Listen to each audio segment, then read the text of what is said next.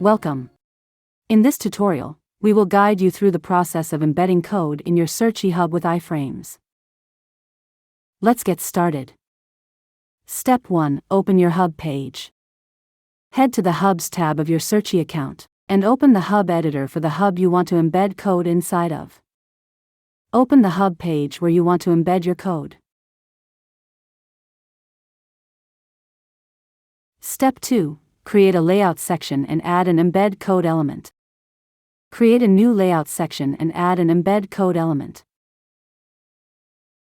Alternatively, you can add an embed code element to any existing layout section in your hub.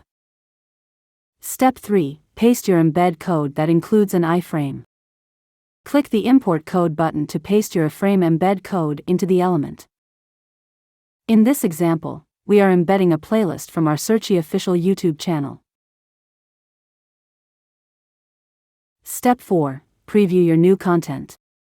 Save your changes to preview your new hub swag. You can also style the element at this point to control how it appears. And that's how you embed code to your hub with iFrames. If you have any questions, feel free to contact us at help@searchie.io.